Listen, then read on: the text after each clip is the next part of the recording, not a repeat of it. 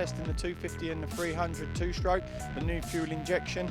There's a little bit of a difference between this bike and a two-stroke.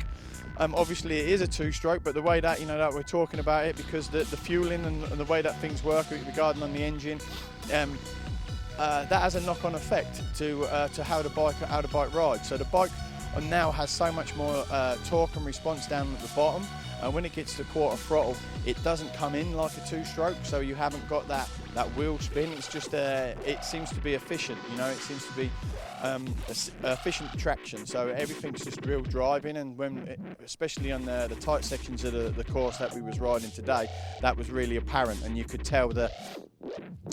You could just tell that the bike, was fueling right, and it was just driving. So it's probably a bike that's going to suit the masses. A lot of people will like it.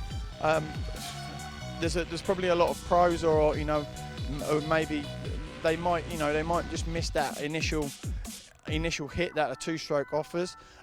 Especially for me, I'm mainly moto, so.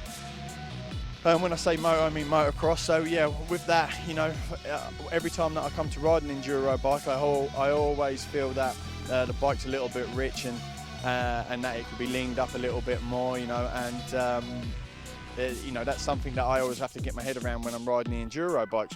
And I can understand why you need the bike like that when you're coming across, the tree roots and rocks and stuff. You don't want the back wheel to light up and to be spinning. The fuel injection, that does that now for you, so that's real good. Power-wise, I've been told that you don't lose any power. You're not losing power on the top end, but yeah, I'd say that you don't. But there's definitely something which is strange, and that's because, and I say that because of my heritage in two-strokes. Really, it's something now which is in between. And is it a good or a bad thing? I think it's quite a good thing. I mean, it's the first of its kind, and probably what we're going to find in let's say in the next few years is probably that the bike's going to be becoming a little bit more cleaner at the quarter throttle, and it probably will have that little bit more of a response. Because at the moment, it might not be down on power, but certainly when you're riding it, it doesn't offer that initial spin or drive, that a two-stroke does offer at times.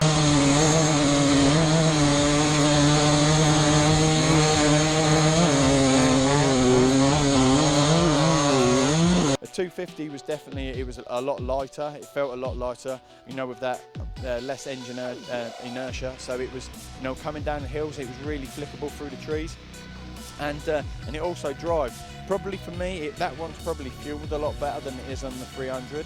The 300, it drives, and that extra torque and that extra power definitely does help, especially when you go on these big hill climbs. So yeah, with that, the power was felt, and on the 300 was really good.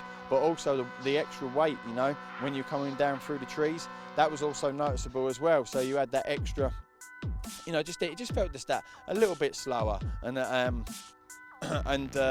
when I say slower, I mean as in responsive, and the way that you moved and handled the bike. I'd say that the 250 two-stroke was the one for me, and that's because it's got enough power, and then in enduro, it's not something that you're all looking for something to light up or to get that back wheel down and to have the highest BHP output, most power output. It's all about driving, getting the throttle and the rear wheel response spot on. And for the first attempt at the fuel injection and to get it out onto the market, this bike's definitely a winner.